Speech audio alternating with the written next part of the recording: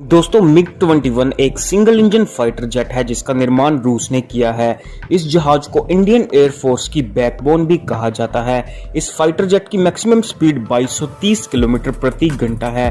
इस fighter jet में 23 mm का ट्विन बैरल कैनन लगा है जो 4 R-16 कॉम्बैट मिसाइल्स को कैरी करता है। दोस्तों भारत ने सन 1961 में रूस के साथ इन फाइटर जेट्स के लिए डील किया था और सन 1964 में पहली बार ये फाइटर जेट इंडियन एयरफोर्स में शामिल किए गए थे। सन 1965 और 1971 में भारत और पाकिस्तान के बीच हुए युद्ध में भारत की जीत के लिए इन फाइटर विमानों की काफी बड़ी भूमिका रही थी, जिसके बाद इंडियन एयरफोर्स में इन फाइटर जेट्स की डिमांड काफी ज्यादा बढ़ गई थी। दोस्तों पिछले कुछ सालों में इन लड़ाकू विमानों के क्रैश होने के काफी ज्यादा मामले सामने आ रहे हैं। आंकड़ों के मुताबिक इन विमानों के क्रैश होने से अब तक 200 लोगों की जान जा चुकी है।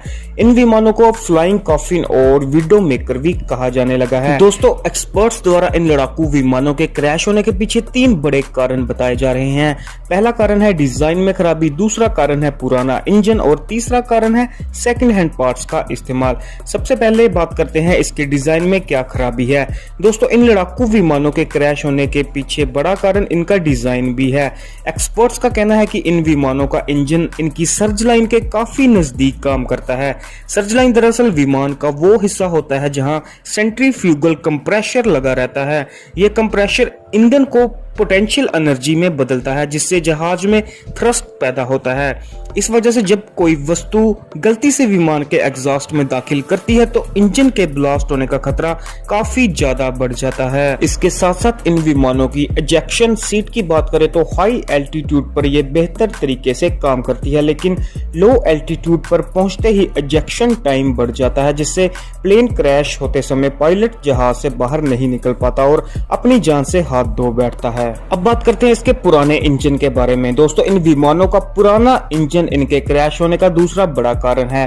सन 1980 में इंडियन एयरफोर्स ने मिग 21 FL और मिग 21 बाइसन को सेवा मुक्त करने का फैसला लिया था, लेकिन इसके बावजूद तकरीबन 50 साल बाद सिर्फ मिग 21 FL को ही सेवा मुक्त किया गया।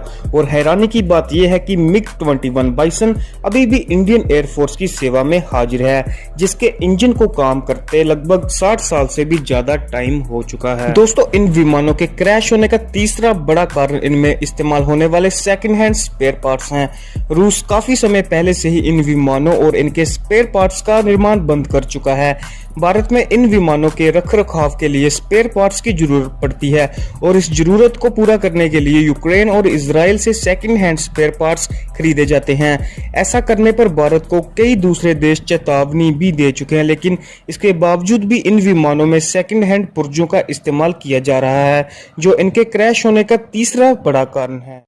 तो ये थी दोस्तों हमारी जानकारी। आशा करता हूं कि आपको वीडियो पसंद आया होगा। वीडियो को ज्यादा से ज्यादा लाइक और शेयर करें और इस तरह की और इन्फॉर्मेटिव वीडियोस देखने के लिए हमारे चैनल को सब्सक्राइब करना ना भूलें। धन्यवाद।